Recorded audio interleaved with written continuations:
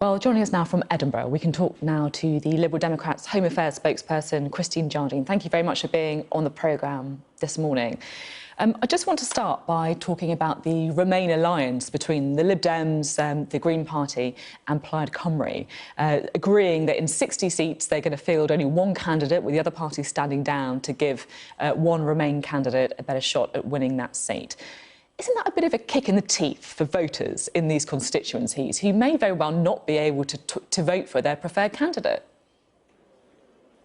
What we're doing is giving voters the chance to ensure that the Remain movement, if you like, wins. And as the largest, strongest party of Remain across the UK, the Liberal Democrats are central to that.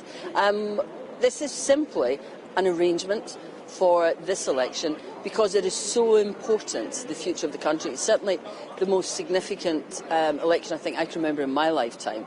And I think it's important that we do have that choice on the ballot paper, a clear choice in these areas. But it is, as you say, only 60 seats out of 600.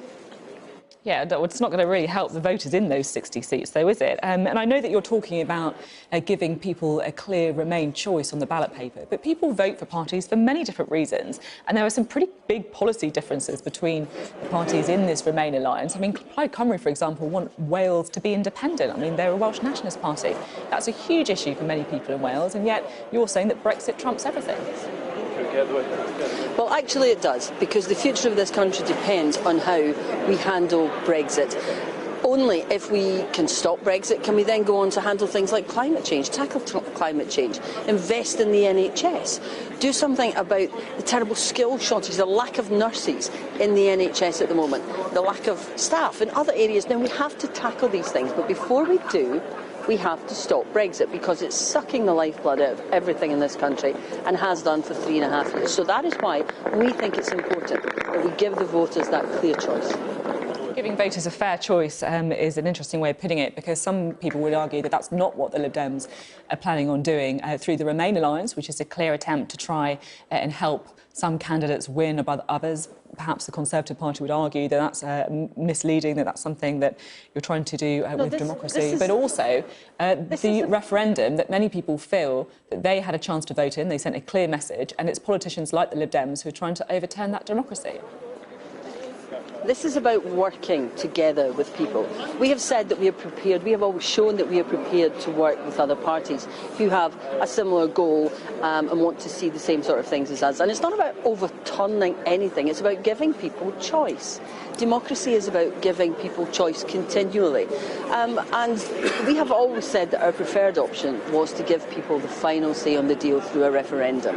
Now, that apparently is not now going to happen before the deadline on January the 31st. So we have to give people the choice through a general election, and we are giving them a clear choice.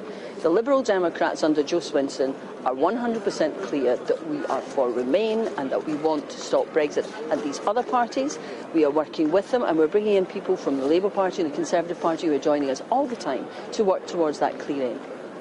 I'm keen to talk about the election that's coming up, of course, as well. The Lib Dems are expected to make some significant gains across the UK as a whole. But in Scotland in particular, the SNP appear to be doing quite well too. So in Scotland, is it more of a case of the Lib Dems trying to hold on to the seats that you do have rather than take more seats? No. No, we have been recovering for the last 2 years in the seats that we used to hold, and there's a clear difference between us and the SNP, and that is that we want to stay in the UK. The SNP don't, and that is a big issue on the doors in Scotland. People here have had not just 3.5 years of chaos over Brexit. We had 5 years before that of a similar, bitter, divisive argument over independence, and we really do not want to go back there. We had a clear outcome from that, and you find that most people in Scotland, they want to stay in the European Union and they want to stay in the United Kingdom, and those are the two things that the Liberal Democrats stand up for. So we're enjoying this general election, and we are getting incredibly positive responses on the doorsteps right across Scotland from people who are fed up with the system the way it is.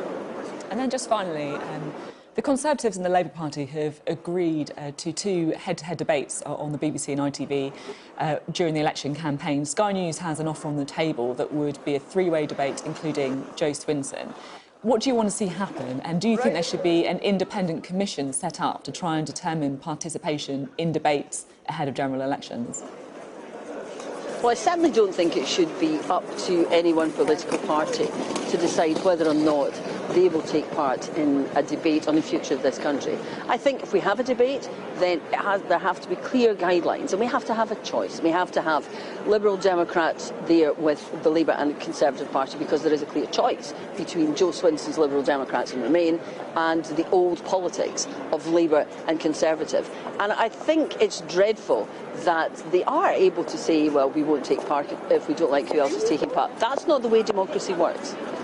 In a democracy, you should be prepared to stand up there and argue your case. You should be confident of your case. You should be prepared to do it. And I tend to think that perhaps they're just frightened of debating Jo, because she will show that she does offer something different, a bright new future, and that's what they're afraid of. Christine Jardine, thank you very much for being on the programme this morning.